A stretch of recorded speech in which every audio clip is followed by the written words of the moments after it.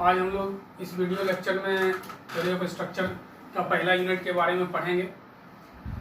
Theory of structure को हम लोग शॉर्ट में टॉस भी बोलते हैं, हम लोग जानते हैं। इसमें फर्स्ट यूनिट है, आज ये पहला लेक्चर है। इसमें फर्स्ट यूनिट हम लोग को डायरेक्ट एंड बेंडिंग स्ट्रेस के बारे में जानना है कि डायरेक्ट स्ट्रेस क्या होता है और बेंडिंग स्ट्रेस क्या होता है।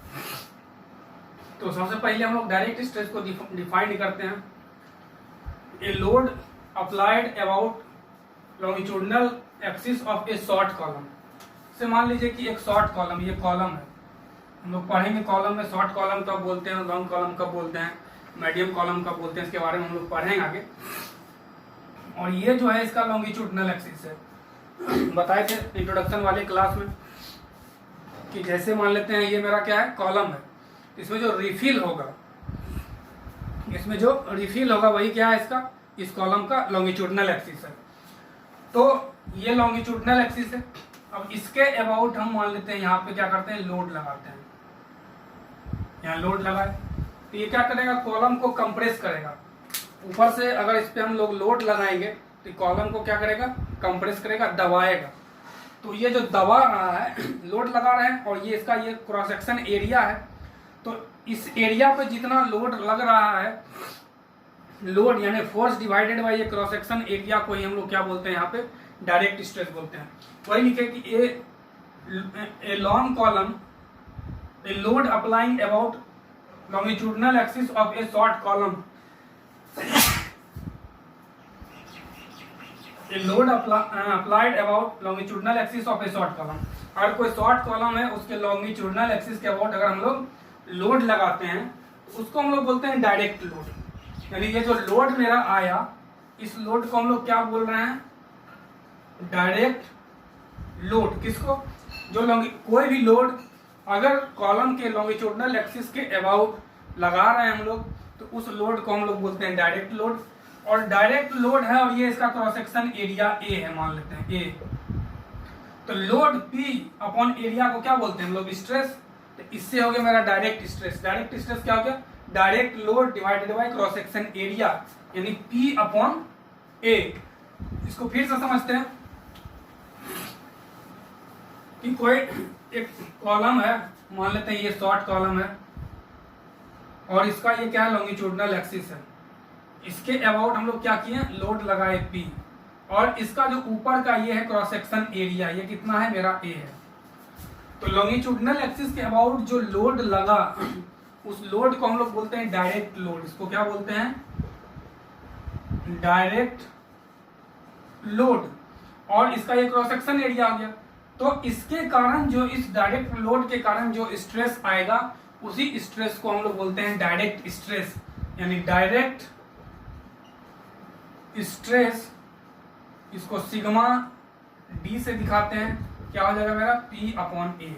यानी डायरेक्ट स्ट्रेस मेरा कितना हो जाएगा, पी अपॉन ए। क्लियर है। दूसरा है मेरा इसेंट्रिक लोड। दूसरा क्या है, इसेंट्रिक लोड। पहले इसको समझते हैं। ये मेरा कॉलम है, क्लियर है, और इसका ये लॉन्गिट्यूडिनल एक्सिस है। और लॉन्गिट्यूडिनल एक्सिस पे लोड ना लग के कुछ दूरी पे लोड लगे, मान लेते हैं यहाँ लग रहा है P, और ये दूरी मेरा कितना है, E मान लेते हैं, स्मॉल e।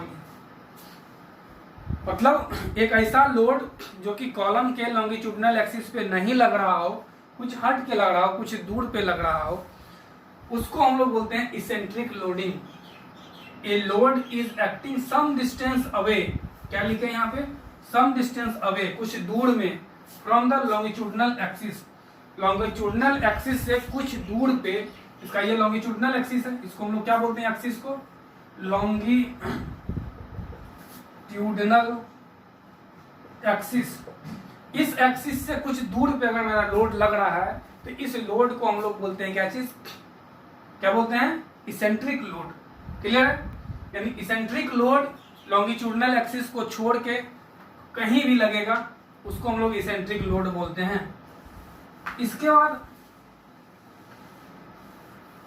इस इसेंट्रिक लोड के कारण कॉलम में दो स्ट्रेस डेवलप होता है। इसके कारण क्या होता है, कॉलम में दो स्ट्रेस डेवलप होता है। इसको एक एक करके हम लोग समझते हैं। ये मेरा कॉलम है, इसका ये लॉन्गिट्यूडनल एक्सिस है, लोड यहाँ पर अप्लाई किए P, उसका दूरी मेरा क्या है E है। तो इसको हम लोग लिख सकते हैं, इसको हम लोग डिवाइड कर सकते हैं, इतना प्लस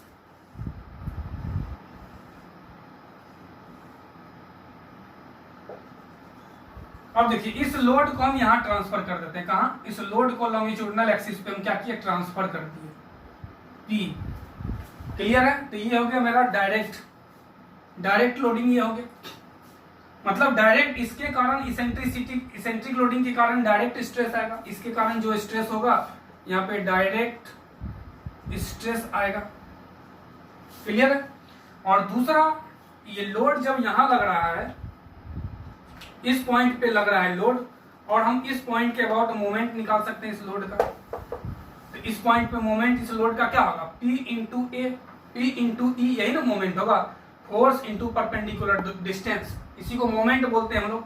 तो फोर्स इंटू परपेंडिकुलर डिस्टेंस को मोमेंट बोलते हैं। यहाँ मोमेंट एक आएगा कितना, P इंटू ई।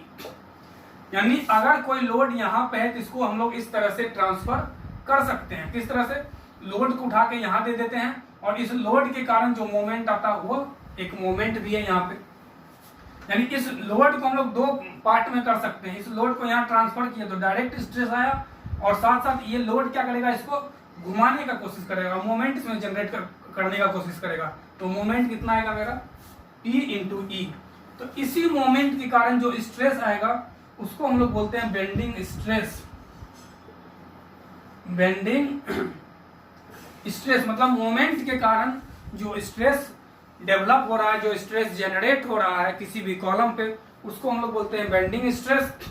और डायरेक्ट लोड के कारण जो स्ट्रेस आ रहा है उसको हम लोग बोलते हैं डायरेक्ट स्ट्रेस।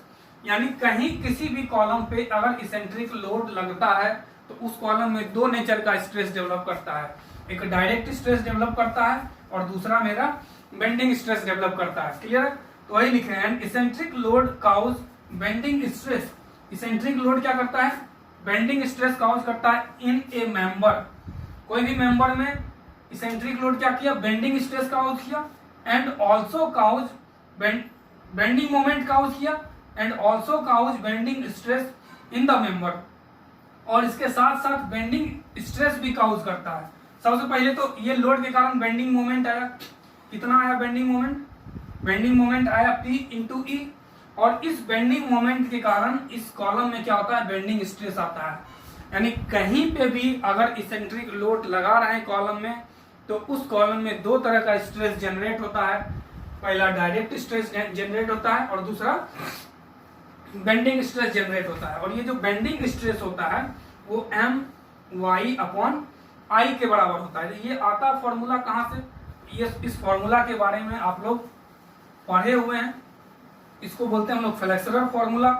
और ये फॉर्मूला आप पढ़े हैं M upon I F upon Y equal to E upon R, ये फॉर्मूला पढ़े होंगे। इसी को हम लोग बोल रहे हैं यहाँ पे बेंडिंग स्ट्रेस, यानी सिग्मा बी बोल रहे हैं। यहाँ से सिग्मा बी बराबर क्या होगा, इसको उठा के इधर कर देते हैं, M into y divided by I. इस दोनों को अगर हम लोग इक्वेट करते हैं तो यही बेंडिंग स्ट्रेस का क्या आता है, फॉर्मूला आता है। यानी कॉलम में जो बेंडिंग स्ट्रेस आएगा कितना आएगा, M इंटू वाई। वाई क्या, वाई मेरा क्या है कि न्यूट्रल एक्सिस से, ये मान लेते हैं मेरा न्यूट्रल एक्सिस है। तो न्यूट्रल एक्सिस जो एक्सट्रीम फाइबर है, मतलब ऊपर वाला जो फाइबर है, इसकी इसी के दूरी को हम लोग बोलते हैं वाई। अगर मेरा ये न्यूट्रल एक्सिस होता तो इधर वाला जो दूरी होता x, ये मेरा क्या होता, यहाँ पे होता। यानी बेंडिंग स्ट्रेस बराबर मोमेंट इंटू न्यूट्रल एक्सिस से एक्सट्रीम फाइबर तक का दूरी divided by moment of inertia about the axis. अगर इधर दूरी लिए हैं तो इस एक्सिस के अबाउट हम लोग को मोमेंट ऑफ इनर्शिया इसका लेना पड़ेगा। और मोमेंट ऑफ इनर्शिया आप लोग जानते हैं, अगर ये रेक्टेंगुलर कॉलम है और ये मेरा B है, अगर ये मेरा D है, तो इस एक्सिस के अबाउट क्या होता है इसका 1/12 BD3। इस एक्सिस के अबाउट लेंगे तो यही होगा, और इसके अबाउट अगर लेंगे हम लोग तो 1/12 DV3 होगा। इसको हम लोग बोलते हैं मोमेंट ऑफ इनर्शिया। यानी मोमेंट ऑफ इनर्शिया जिस एक्सिस के अबाउट लेते हैं, मतलब जिस एक्सिस को कट कर दे, ये एक्सिस जैसे किसको कट किया, डेप्थ को, तो उसका क्यूब कर देते हैं। अगर इस एक्सिस के अबाउट हमको मोमेंट ऑफ इनर्शिया निकालना है तो जिसको कट करेगा, किसको कट किया, डेप्थ को, या डी क्यूब हो जाएगा। अगर इस एक्सिस के अबाउट मोमेंट ऑफ इनर्शिया हम लोग लेंगे तो 1/12 तो होगा ही। किसको ये कट किया, विड्थ को, तो बी का क्यूब हो जाएगा। क्लियर है? यानी डायरेक्ट स्ट्रेस क्या होता है, फोर्स बटे एरिया, और बेंडिंग स्ट्रेस क्या होता है, मोमेंट इनटू न्यूट्रल एक्सिस से एक्सट्रीम फाइबर का दूरी divided by moment of inertia. इसी को हम लोग बोलते हैं क्या चीज, डायरेक्ट स्ट्रेस। क्लियर है? यानी दो तरह का हम लोग स्ट्रेस अभी सीखे, डायरेक्ट स्ट्रेस और बेंडिंग स्ट्रेस। बेंडिंग स्ट्रेस किसके कारण आया, तो बेंडिंग मोमेंट के कारण आया, और डायरेक्ट स्ट्रेस किसके कारण आया, तो डायरेक्ट लोड के कारण आया। मतलब कॉलम पे कहीं भी, कोई भी कॉलम पे अगर मेरा इसेंट्रिक लोड लगता है, यही याद रखना है, अगर कोई भी कॉलम पे मेरा इसेंट्रिक लोड किसको बोलते हैं, लॉन्गिट्यूडिनल एक्सिस से कुछ दूरी पे लगे। अगर किसी भी कॉलम पे इसेंट्रिक लोड लगता है तो उसके कारण दो तरह का स्ट्रेस जनरेट होता है। पहला क्या होता है, पहला डायरेक्ट स्ट्रेस, इसको पी को यहाँ ट्रांसफर करेंगे, और दूसरा क्या होता है, इसमें बेंडिंग मोमेंट जनरेट होता है, जिसके कारण मेरा क्या होता है, बेंडिंग स्ट्रेस आता है। यहाँ मोमेंट आएगा पी इंटू ई, ये हो गया मेरा डायरेक्ट स्ट्रेस, और ये मेरा हो गया बेंडिंग स्ट्रेस। क्लियर है? यानी इसेंट्रिक लोड जहां भी आएगा आप इस तरह से दो पार्ट में उसको तोड़िएगा, पहला डायरेक्ट स्ट्रेस के फॉर्म में, दूसरा बेंडिंग मोमेंट के फॉर्म में, जिसके कारण बेंडिंग स्ट्रेस आएगा। अब इसेंट्रिक लोड भी दो टाइप का होता है। इसेंट्रिक लोड भी क्या होता है, दो टाइप का होता है। एक एक करके देखते हैं इसेंट्रिक लोडिंग का टाइप। तो सबसे पहले मान लीजिए कि ये कॉलम है, मान लीजिए ये कॉलम है, क्लियर, इसका ये लॉन्गिट्यूडिनल एक्सिस है, और ऊपर वाला ये जो पार्ट है, ऊपर से जब देखेंगे, टॉप व्यू देखेंगे तो कुछ इस तरह सा हम लोग को दिखेगा। क्लियर है? टॉप व्यू कुछ इस तरह से दिखेगा। इसका ये एक्स एक्सिस है और ये वाई एक्सिस है। अगर लोड सिर्फ किसी एक एक्सिस पे हो, या तो यहां हो जाए या यहां हो जाए, कहां हो जाए, या यहां हो जाए या इधर किसी एक्सिस पे हो, ओनली वन एक्सिस पे, तो उसको हम लोग बोलते हैं eccentricity with respect to only one axis. इसको हम लोग क्या बोलते हैं, eccentricity with respect to only one axis. चाहे यहां हो जाए या यही फिगर हम फिर से बना रहे हैं, या इधर हो जाए, ये y है और ये x है, ये दोनों को हम लोग क्या बोलेंगे, eccentricity with respect to only one axis. मतलब सिर्फ एक ही एक्सिस पे क्या है, किसी एक ही एक्सिस के अबाउट क्या है, इसेंट्रिक है। x किसके अबाउट यहाँ इसेंट्रिक है, तो y एक्सिस के अबाउट है। ये किस एक्सिस के अबाउट इसेंट्रिक है, दूर है, तो x के अबाउट इसेंट्रिक है। इसेंट्रिसिटी मतलब होता है दूरी, कहां से दूरी, किस एक्सिस से, इसका x एक्सिस से कोई दूरी है नहीं, क्योंकि ये x एक्सिस पे है। इसका दूरी कहां से है, y एक्सिस से। ठीक है, तो y एक्सिस से ये इतना दूर है, तो ये y एक्सिस के अबाउट इसेंट्रिक हुआ। ये किस एक्सिस से इसका दूरी है, x एक्सिस से, तो ये x एक्सिस के अबाउट इसेंट्रिक लोड हुआ। अब यहां हम अगर लोड लगा रहे हैं इस तरह से या इस तरह से, तो इसको बोलते हैं eccentricity with respect to only one axis. Clear? अब दूसरा देखते हैं, यही इसका अगर क्रॉस सेक्शन एरिया हो इस तरह से मान लेते हैं,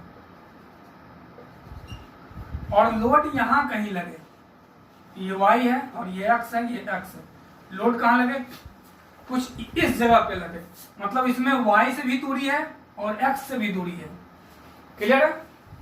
इसका दूरी क्या है, यहां से यहां y एक्सिस से भी है और यहां से यहां x एक्सिस से भी इसका दूरी है।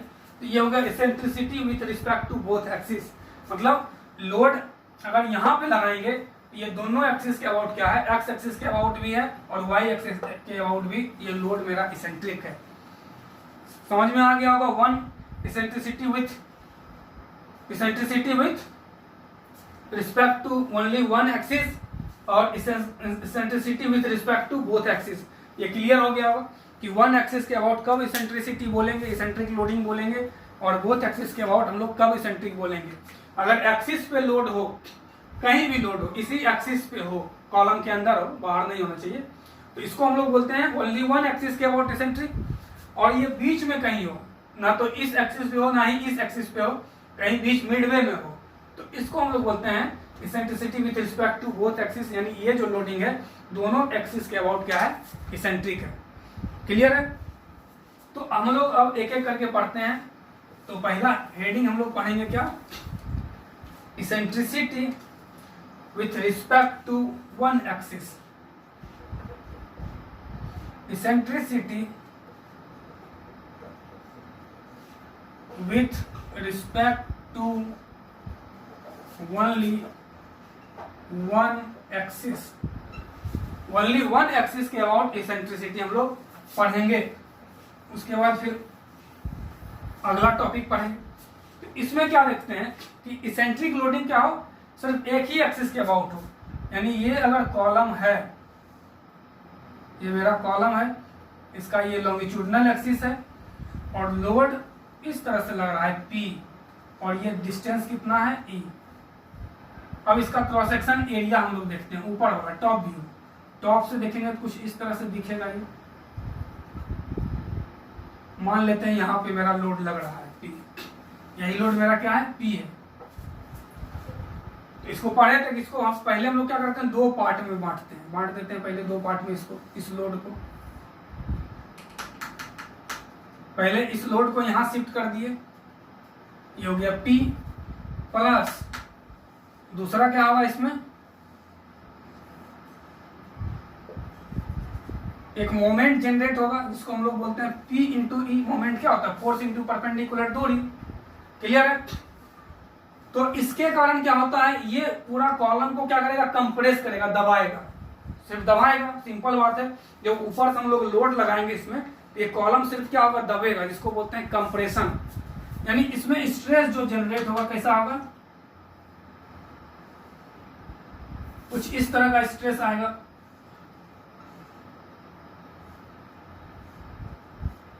इसको बोलते हैं कंप्रेसिव स्ट्रेस, मतलब सिर्फ क्या है, ये दब रहा है। अब इधर वाले पार्ट में हम लोग देखते हैं, मोमेंट है, मोमेंट लग रहा है इस पे।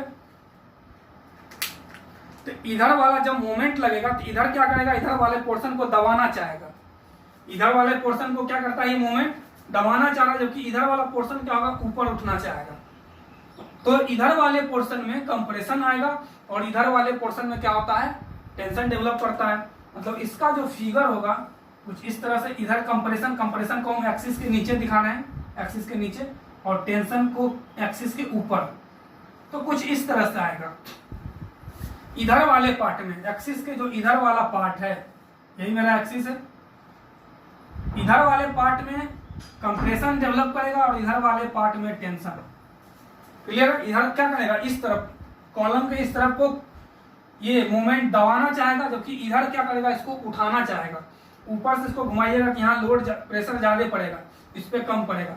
यानी इधर क्या होगा, कंप्रेशन, और इधर टेंशन। इधर डेवलप हुआ टेंशन और यहां डेवलप हुआ कंप्रेशन, और ये क्या डेवलप हुआ, फुल्ली कंप्रेशन। क्लियर है? अब इस दोनों को जब हम लोग कंबाइंड करते हैं तो इधर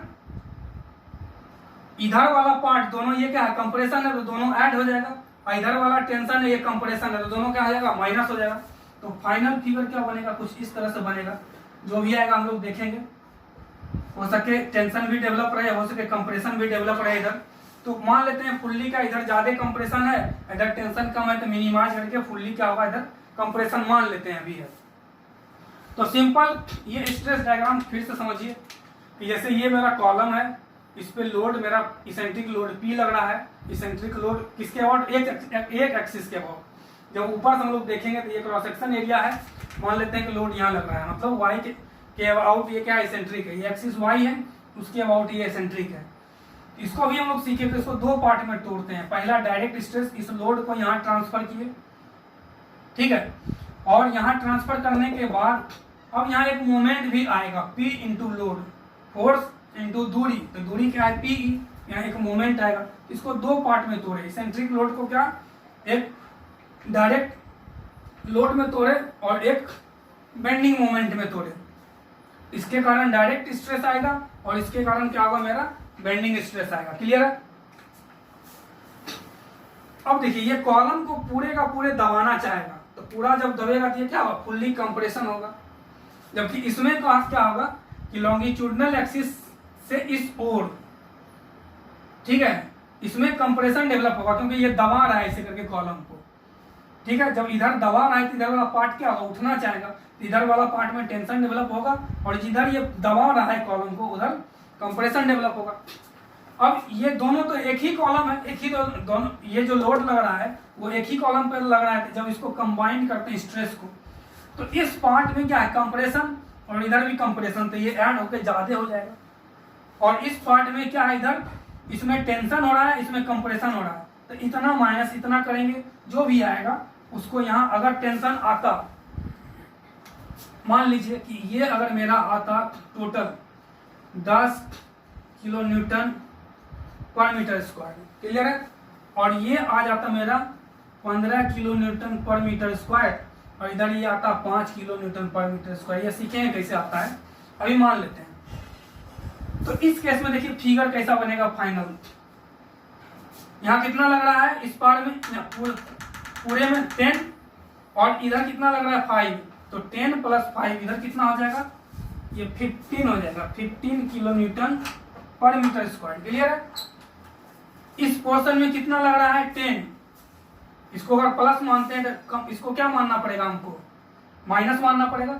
10 - 15 क्या हो जाएगा, -5, यानी एक्सिस के ऊपर हमको दिखाना पड़ेगा 5 किलो न्यूटन पर मीटर स्क्वायर, इसको मिला देंगे तो ये फाइनल मेरा स्ट्रेस डायग्राम होगा।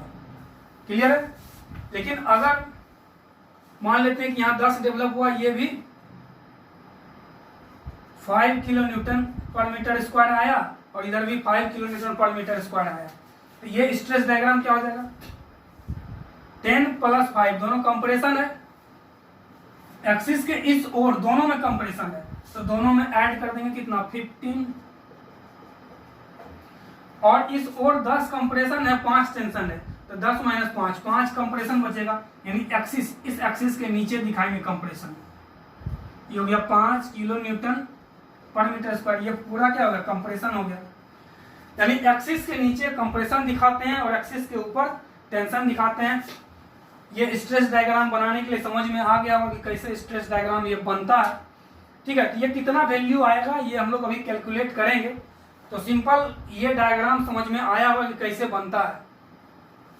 इसके बाद हम लोग देखते हैं कि अभी देखें कि जब यहाँ लोड लगाए हम लोग, कौन सा लोड लगाए, एसेंट्रिक लोड, उसके कारण डायरेक्ट स्ट्रेस आया और बेंडिंग स्ट्रेस आया।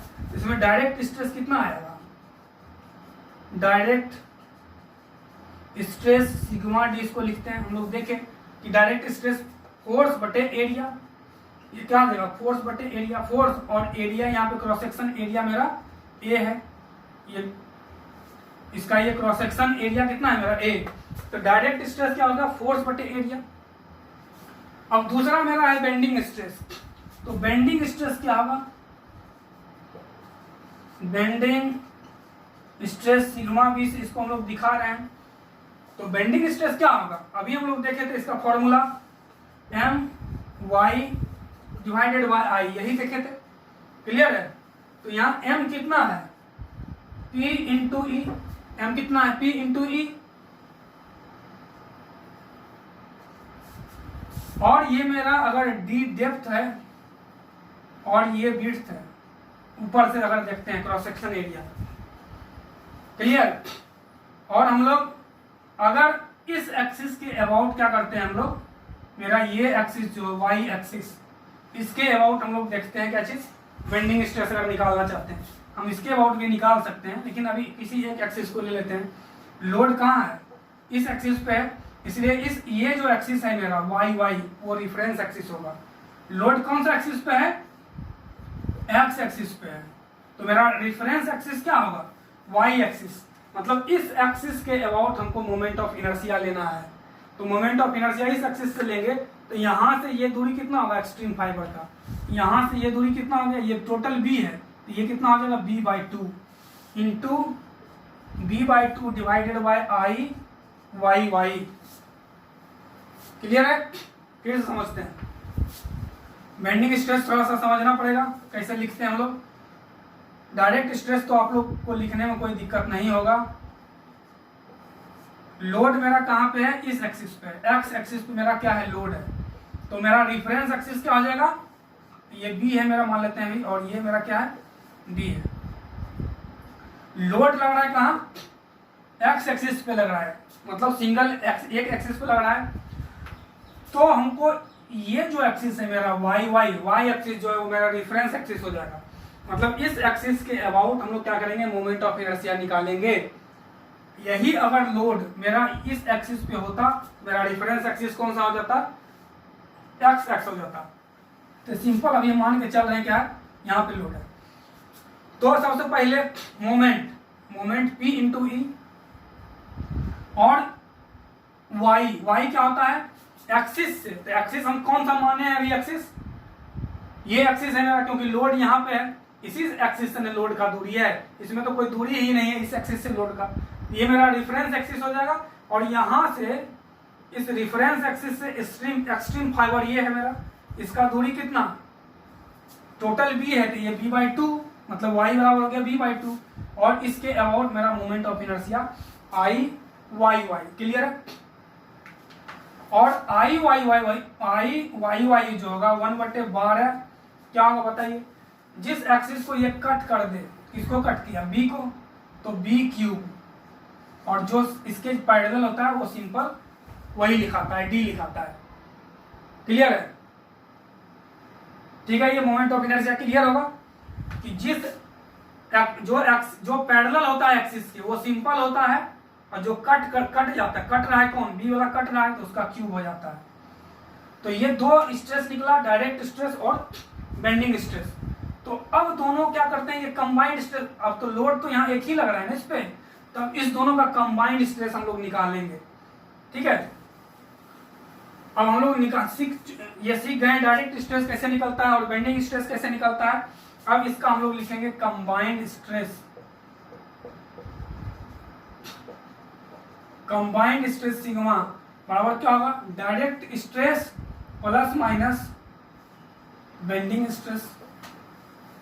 अभी हम लोग फिगर में देखे हैं कि अगर लोड मेरा यहाँ लग रहा है तो इसके कारण दो स्ट्रेस आया, डायरेक्ट स्ट्रेस प्लस मोमेंट के कारण। तो जब कंबाइंड हम लोग इधर करते हैं तो पूरा इसमें क्या जनरेट हो रहा है, कंप्रेशन, और इसमें क्या जनरेट हो रहा है, कुछ पार्ट में टेंशन, इधर टेंशन और इधर कंप्रेशन जनरेट हो रहा है। तो इधर वाला जो पार्ट है उसको तो जोड़ेंगे, प्लस हो गया, और इधर वाला जो पार्ट है उसको माइनस करेंगे, इसलिए माइनस हो गया। यानी कंबाइंड स्ट्रेस क्या होगा, P/A plus minus M into y divided by I. Clear है, क्यों माइनस प्लस माइनस किए, क्योंकि इसके इस ओर फुल्ली कंप्रेशन, तो प्लस कर दिए, और इसके इस ओर मतलब लेफ्ट साइड, इसमें कंप्रेशन और इसमें टेंशन, तो इतना माइनस इतना, मतलब इतना माइनस इतना, यानी दोनों होगा यहाँ पे direct stress plus minus bending stress. Clear है। इसके बाद हम लोग मिनिमम वैल्यू निकालना चाहते हैं कंबाइंड स्ट्रेस का, या इसको हम लोग एफ से डिनोट कर देते हैं, कंबाइंड स्ट्रेस को एफ से। यहाँ पे हम लोग निकालना चाहते हैं मिनिमम, एफ मिनिमम का वैल्यू, एफ मिनिमम कितना होगा, तो ऑब्वियस है जब माइनस करेंगे तभी ना मिनिमम वैल्यू आएगा, प्लस करेंगे तो मैक्सिमम वैल्यू होगा। तो एफ मिनिमम क्या होगा, P/A माइनस M/Y/I, और इसको हम लोग लिख सकते हैं P/A माइनस, इसको लिख सकते हैं P इंटू ई। अभी हम लोग देखे थे मोमेंट को, मोमेंट कितना था, P इंटू ई था, और यहां से ये दूरी B/2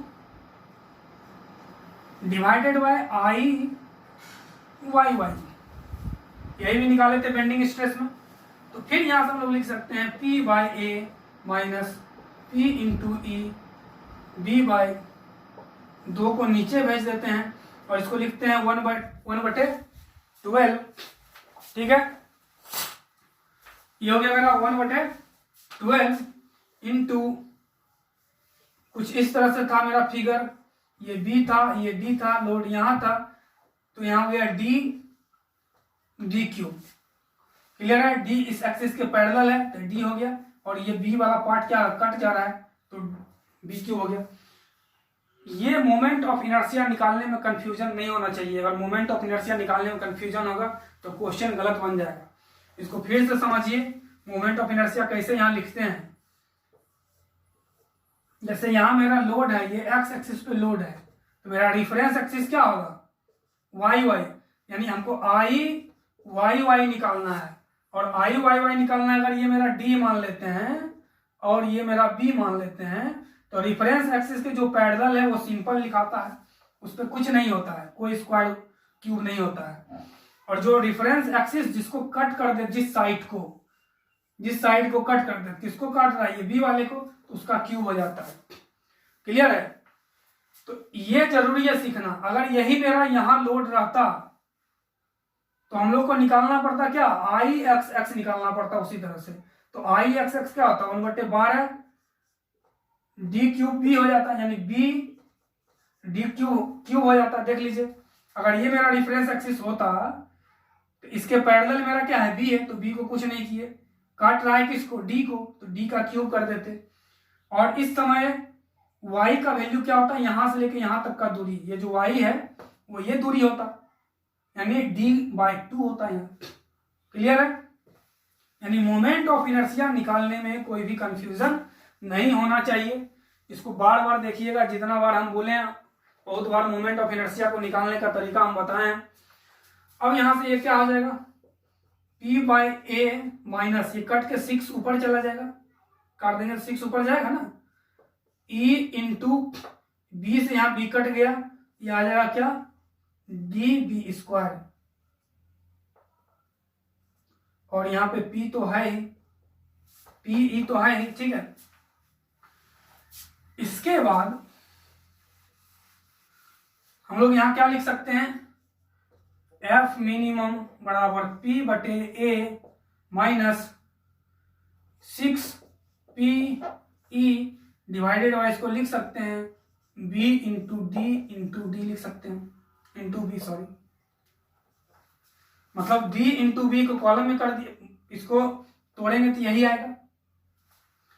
अब इसको लिख सकते हैं हम लोग P/A माइनस 6PE, ये हो गया मेरा एरिया, और इंटू बी। क्लियर है? इसको देखिए यहां पे लिख सकते हैं हम। उसके बाद P/A कॉमन हो गया, और ये आ गया 1 minus 6E divided by B. ठीक है, आ गया इतना? क्लियर है?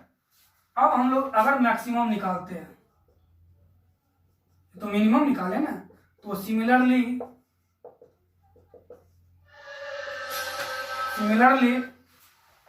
F मैक्सिमम क्या होगा, P/A प्लस हो जाएगा, यहाँ उसमें माइनस नहीं करेंगे हम लोग, 6E डिवाइडेड बाई बी। ये मेरा हो गया मिनिमम कंबाइंड स्ट्रेस। अब देखिए बताए थे फॉर्मूला, अभी हम फिगर देखे थे, यहां लोड लगाए थे और इधर एक नीचे कंबाइंड वाले का ग्राफ बनाए थे ना, तो ये जो मिनिमम आएगा वो इधर दर्शाएंगे, क्योंकि इधर माइनस हो रहा था एक टेंशन के कारण, एक कंप्रेशन के कारण, और मैक्सिमम क्या होगा इधर दर्शाएंगे हम लोग। मैक्सिमम जो भी वैल्यू आएगा ये कैलकुलेट करके, मान लीजिए ये कैलकुलेट करके आ गया 10 किलोन्यूटन पर मीटर स्क्वायर, तो फिगर के नीचे जो स्ट्रेस डायग्राम बनाएंगे यहाँ कितना आ जाएगा, इसको लिखेंगे हम लोग 10 किलोन्यूटन पर मीटर स्क्वायर, और ये मान लीजिए कैलकुलेट करके आपका आ गया 5 किलोन्यूटन पर मीटर स्क्वायर। तो ये जो पोर्शन आया था वो कितना आया था, 5 किलोन्यूटन पर मीटर स्क्वायर। अगर दोनों प्लस आया तो दोनों कंप्रेशन है, यानी एक्सिस के, ये जो एक्सिस है उसके नीचे दर्शाएंगे। अगर ये माइनस आ जाता, ठीक है, अगर ये आ जाता कितना, -5, तो -5 का मतलब क्या हुआ, अगर इसको हम कंप्रेशन मान रहे हैं तो माइनस वाले को क्या मानेंगे, टेंशन। तो उस समय फिगर कैसा बनता, 5 ऊपर जाता और ये 10 नीचे आता, ये हो गया 5 किलोन्यूटन पर मीटर स्क्वायर, ये 10 किलोन्यूटन पर मीटर स्क्वायर। यानी इसका जो वैल्यू आएगा और इसका जो वैल्यू आएगा वही यहाँ पे डिनोट करता है स्ट्रेस डायग्राम को। अगर दोनों प्लस आता, मेरा मिनिमम भी प्लस मैक्सिमम भी प्लस, तो स्ट्रेस वो जो मेरा एक्सिस है उसके नीचे दोनों को दिखाएंगे। कुछ इस तरह से स्ट्रेस डायग्राम बनेगा। क्लियर है? तो यहां से हम निकाले क्या, एफ मिनिमम का फॉर्मूला और एफ मैक्सिमम का फॉर्मूला, और इसको निकालने के बाद, इतना निकालने के बाद हम लोग क्या कर सकते हैं, स्ट्रेस डायग्राम इसके नीचे हम लोग बना सकते हैं कुछ इस तरह से। जो भी वैल्यू आएगा उसको रख के हम लोग क्या करेंगे, स्ट्रेस डायग्राम बना लेंगे। अब देखिए क्वेश्चन में देता है कि क्या होना चाहिए एफ मिनिमम का मान, इसका मान क्या होना चाहिए ताकि इसमें टेंशन डेवलप ही नहीं हो। ठीक है ना? अभी हम लोग देखें ये कॉलम है, इस पे यहां लोड लग रहा है, तो इसके कारण क्या हो गया, एक डायरेक्ट स्ट्रेस आ गया और दूसरा क्या आ गया, बेंडिंग स्ट्रेस आ गया। बेंडिंग स्ट्रेस आ गया, जिसके कारण हम लोग स्ट्रेस डायग्राम बनाए कुछ इस तरह से। इसमें टेंशन डेवलप, अब जब दोनों को कंबाइन अगर कर रहे हैं, मान लीजिए कि टेंशन आ गया इधर, ये दोनों को कंबाइन किया तो थोड़ा सा यहाँ टेंशन रह गया, तो क्वेश्चन में ये पूछता है कि इसका वैल्यू कितना होना चाहिए एफ मिनिमम का, ताकि यहाँ टेंशन, मतलब एफ मिनिमम कितना, 0 होगा। अगर 0 होगा तो यहाँ टेंशन डेवलप नहीं होगा। कुछ इस तरह से फिगर बनेगा। ठीक है ना? मतलब फॉर नो टेंशन कंडीशन, मतलब लोड, ये जो लोड है इसेंट्रिक लोड हम जो लगा रहे हैं, कितना दूर पे लगाएं, यहां से लॉन्गिट्यूडनल एक्सिस से कितना दूरी पे लोड लगाएं। ये जो लोड ई दूरी पे हम लोग लगा रहे हैं, तो ये दूरी ई कितना होना चाहिए ताकि इस कॉलम में टेंशन डेवलप नहीं हो। ठीक है? तो ये दूरी मिनिमम हमको निकालना है, तो उसके लिए हम लोग क्या करते हैं, मिनिमम दूरी निकालने के लिए जो मिनिमम कंबाइंड स्ट्रेस मेरा आया, इसी में टेंशन डेवलप कर सकता है। मैक्सिमम वाले में तो कंप्रेशन ही आएगा। क्यों कंप्रेशन आया कि इधर इधर इस पार्ट में मेरा क्या है, इस पूरे पार्ट में कंप्रेशन है, इधर मेरा क्या है, कंप्रेशन है, इधर टेंशन है। तो टेंशन के कारण ही ना हम लोग माइनस करते हैं, जैसे P/A लिखे। अगर दोनों में मेरा कंप्रेशन होता तो हम प्लस लिखते, लेकिन हम लोग अगर इधर वाले पार्ट में माइनस क्यों किए, P/A माइनस P इंटू, या इसको सिंपल लिखिए ना, My/I, माइनस क्यों किए, माइनस इसलिए किए कि इधर वाले पार्ट, इसके डायरेक्ट स्ट्रेस के कारण यहाँ क्या आया, कंप्रेशन आया इधर वाले पार्ट में, जबकि बेंडिंग स्ट्रेस के कारण इधर वाले पार्ट में क्या आया, टेंशन आया। इसलिए हम लोग इतना माइनस इतना किए, ये टेंशन डेवलप नहीं हो। तो टेंशन डेवलप नहीं हो मतलब मिनिमम वाला मेरा कितना होना चाहिए, 0 के बराबर हो जाना चाहिए। टेंशन तभी ना डेवलप नहीं होगा जब मेरा जो ये मिनिमम वाला फोर्स है वो कितना के बराबर होना चाहिए, 0 के बराबर। सिंपल बात है कि हम लिखे थे एफ कंबाइंड बराबर क्या लिखे, P/A plus minus M into Y divided by I, यही लिखे थे। तो अगर दोनों कंप्रेशन है तो जोड़ देंगे, प्लस करेंगे ऑब्वियस है। और ये तो हमेशा कंप्रेशन होता है, ये हमेशा इसलिए कंप्रेशन होता है कि यहां से क्या होता है, इसको दबा रहा है। लेकिन ये जो होता है ये दोनों होता है, कंप्रेशन प्लस टेंशन दोनों होता है, क्योंकि इसमें आधा पार्ट में इधर कंप्रेशन होता है और इधर क्या होता है, टेंशन डेवलप करता है। यही कंबाइंड हुआ। तो हम चाह रहे हैं कि टेंशन डेवलप ही ना करे कॉलम में। लोड को अगर यहीं पे एग्जैक्ट रखते, एक्सिस के अबाउट, अगर एक्सिस के अबाउट लोड रखते तो टेंशन होता ही नहीं। जैसे जैसे दूर जा रहे हैं तब ना टेंशन बढ़ते जा रहा है। तो कितना मैक्सिमम दूरी हम जाएं ताकि इसमें टेंशन क्या हो, कॉलम में डेवलप नहीं हो। तो उसके लिए हम लोग क्या करते हैं, एफ मिनिमम को 0 के बराबर कर देते हैं। क्या निकालने के लिए, ई का मान, ताकि 0 ये टेंशन डेवलप नहीं हो कॉलम में। इसको 0 करने का मतलब क्या हुआ, अभी एफ मिनिमम हम लोग फॉर्मूला में देखे थे P by A 1 minus 6E divided by b, यही देखे थे। और इसको हम लोग क्या करते हैं, 0 के बराबर कर देते हैं। तो P बाई ए वो 0 नहीं होगा क्योंकि ये स्ट्रेस है, तो 0 जब लोड लगाएंगे तो स्ट्रेस कुछ ना कुछ तो आएगा ही ना, यानी P बाई ए कभी भी 0 नहीं होगा। तो मेरा 0 क्या होगा, 1 minus 6E divided by B, ये 0 होगा। यहां से क्या हो गया, 6E by B equal to 1, इसको उधर कर दिए। तो यहां से मेरा E आ गया B बाई 6। क्लियर है? यानी इसेंट्रिसिटी का मान कितना हम लोग लेंगे मिनिमम, अगर ये रेक्टेंगुलर कॉलम है, अगर ये रेक्टेंगुलर कॉलम है या मान लीजिए स्क्वायर कॉलम है और ये बी है, ये बी है, इसका लॉन्गिट्यूडिनल एक्सिस है, ये एक्सिस है, तो यहां से